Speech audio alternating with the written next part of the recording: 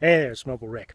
And I'm going to do a quick review video for you of the Solo Stove. And it's the Solo Stove Lite and Solo Stove Pot 900 kit.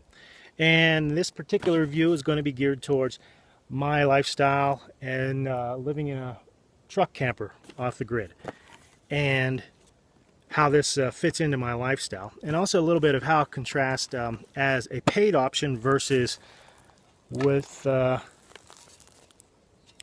of my homemade dealies, which I show you how to make in some of the videos, which I will link to below the video, and how basically how I use it in here. There's with a couple of the difference. The main difference in how I use my stove in contrast to the way that they sort of expect you to use it, and in the market they're geared towards. They're backpackers. Well, I've done a lot of backpacking. I've taken a lot of influence from backpackers, especially ultralight backpackers, who are trying to minimize the amount of weight that they carry. And since I live in a small truck camper, I also like to limit the amount of weight that I'm carrying, as well as and the size of the stuff that I use, all my tools, my cooking tools, and everything. So I have a lot of things that are easy to break down and use in just a smaller format that doesn't take up so much space. So I created this stove off of basically the same type of idea that Solo Stove took theirs off, but you know, they've made some improvements off of what's basically a free tin can stove, or it's like $3 to make this one. You can look it up online. It's called the Progresso paint can stove method, where you can make a gasifying wood stove, or one that behaves like that if you use it right in the right conditions, which I explain in my some of my videos. This one is what I consider, it makes a great gift option. And also, I was really curious. I mean, like, do I want to give this one or a very nice stainless steel one, all one-piece stainless steel? This is a very nice stove. And my question is it possible this could actually replace this? And so I decided to do these videos and do a little compare and contrast, run through, and see how I like it.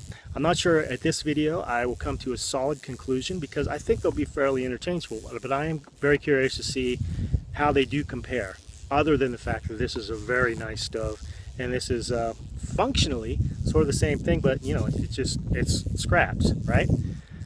Which I love for that purpose, but this is a nicer stove. So I want to know how well it works, as well as the cook pot there, which I think that I could probably use that in pretty much all circumstances. It seems to be a very nice stove. Okay, so what's going to happen next is, see, I'd already recorded this part of the video a long time ago, and now it's like a completely different version of it. What happened is I lost the first part of the video, so I'm just going to attach this, basically like an introduction, to the second and the third parts that are coming up, where you get to see me run through the process of doing a couple things, filling up with pellets and so forth. All right, so I went ahead and did that. Cut this down a little bit, probably a little bit too much, but now it just fits right inside there. And if I show you what it looks like now, you can see there's just enough air gap in there for air to come up into the combustion chamber. And great thing about this is, if you need it to have to get a little bit more air, then you could just twist the fan so that each of the blades allows a little bit more air in there. So I'm just going to put that in there.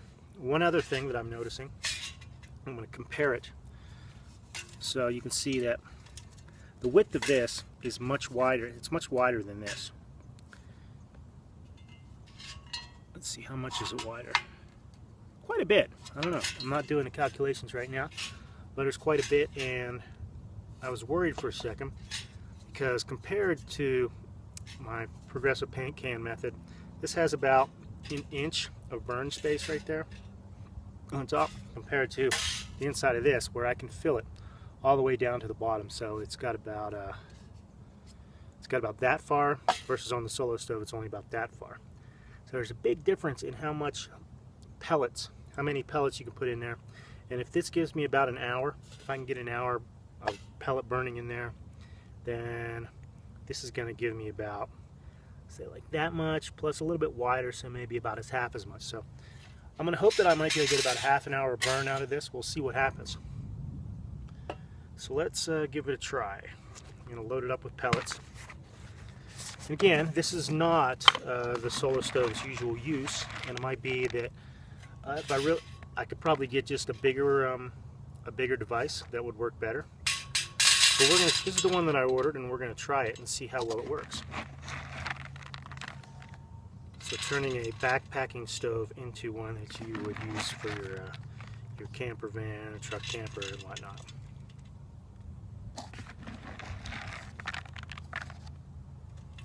So I'm just going to fill it with pellets all the way up to the bottom of the holes. Just fill it up like that. And then let's get it over here. Let me get my little, let's put this ring underneath so it doesn't, no, actually I don't need to. This doesn't need a bottom, which means that you could put it anywhere over wood or whatever with no risk of burning the bottom. Or maybe we will. But it's definitely not going to be burning straight down into the wood, like is an issue with this, where the bottom is exposed. So I always need to put something on the bottom there. So again, cheating because I'm in a truck camper. There's no reason to go through to outrageous lengths to practice your survival when all you want to do is cook dinner. So a little bit of lighter fluid in there, dripped in. And then we'll see how it lights up. It's good, easy access. And compared to this one, it's kind of a little bit cramped to get into the progressive can in there. But there it's burning. And then this serves as both a concentrator ring and the pot stand. So that's good. So looks to me like it's mainly burning through the bottom. There's potential for this type of stove, which definitely happens in this, for it to be an actual gasifying, a wood gasifying stove, which means that the wood inside is going to heat up, release gases, which combust when they mix with the air, which has been going up the side channels and blows into the main chamber. So when the hot gases mix with the air, then it will combust and actually make a flame. So it separates it into two different processes. A lot of these stoves, if you don't do everything perfectly, then you'll just be having, basically a little campfire in a can. Work like a hobo stove. So there's a potential for this to work that way. It's hard to tell right now if it's actually doing anything, but the way you usually can tell is that the flames will start shooting in from all the holes in the side. And this is good. I can actually hold this as is. I'm going to show you up close what's happening inside. But we don't have any action, like it'll begin to look like jets if there's some actual gasifying action happening. It'll look like the jets on your stove. We'll set that up, and in fact these holes on the side might be a little bit redundant, admitting a little bit too much air into there. That's fine. So I'm going to cook up some water. I'm going to boil it up to make some spaghetti. So we'll just set that on top and see how well this works. I really love the look of this big can. Lots of space, and the fact that the pot fits right into this. It's really, really nice. Alright, so the water is boiling now. Good boil. It took a bit of time. I forgot to time in. I think it came out to probably about 10 minutes or so. So it's not the shortest of boiling times. And depending on weather conditions, my homemade one sometimes takes a long time too. So let's pick up some pasta in there. Not sure if I really used enough water, since I'm using an unfamiliar cooking vessel.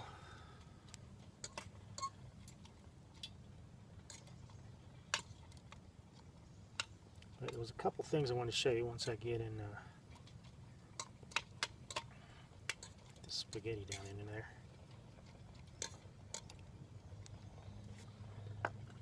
Get back on so it'll keep boiling fast.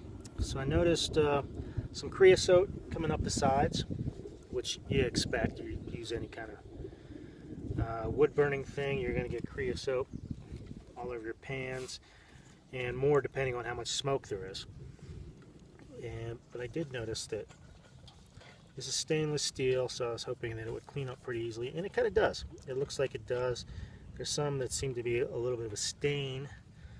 You definitely see more on that side, and then see how it comes off. It's only the first coat. Could keep piling on there, and I imagine it would take a good scrubbing too, so that's cool. Pan, the lid is really nice. All in all, this whole setup feels really good.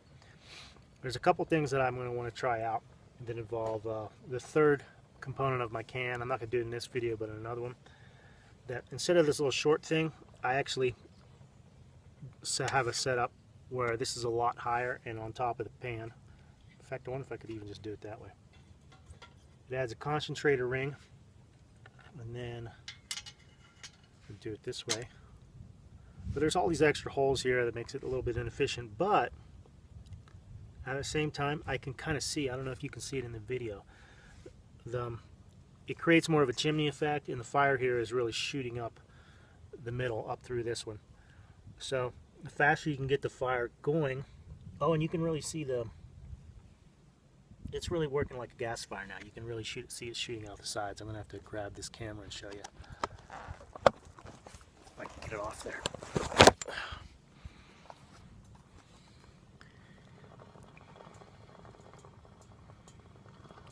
See, it looks like they're shooting out the sides, and it's really an illusion. All the shooting out the sides is a bunch of air, and it combusts as soon as it gets into the chamber and combines with the gases.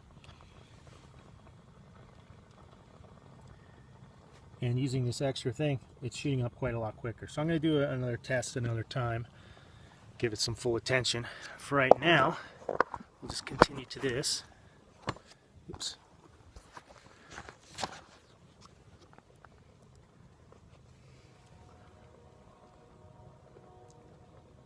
Well, I think I accomplished what I wanted to just for this video, and then we'll move on to some other stuff, some other experiments, and some other videos. We've seen the Solo Stove, and then the really great packaging.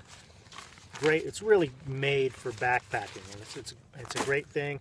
The ability to just keep on throwing twigs in there is another awesome thing. These are a little wet. I don't think I want to do that. It's just going to smoke. And even though the possibility is also there, that, you know, I said in the beginning that it was kind of shorter than my other one, the possibility is there that I could keep on loading some pellets in there. The problem is that it does smoke when you do that sort of thing, because it sort of inverts the process, and whenever you have when you have the fire below your fuel, it tends to smoke because it loses heat when it contacts the stuff that it's trying to heat up, so it loses heat, and whenever it loses heat, it becomes a less efficient fire, and you wind up with a lot of smoke. So I don't really want to bother with that, but I will experiment with it in another video. For now, I think yeah, you've seen what it looks like, and I'm going to include the link to Solo Stove. I got to thank Solo Stove for sending me this. It's really cool because I've wanted to play with this for a long time. And if you're interested, if you're a backpacker or a van camper, truck camper, and take a look at their website and check out their different options and stuff. They got a number of different stoves, as well as different tools and stuff too, that can make your camping a lot easier potentially. Free fuel, or if you go the pellet route the way I did, and you know, follow my videos for some different modifications. You know, this is like $4 per 40 pounds of cooking fuel, so you know, it's very close to cheap as well. It's really good. It's got a really hard boil now, so I'm looking forward to my dinner. All right, thanks for watching.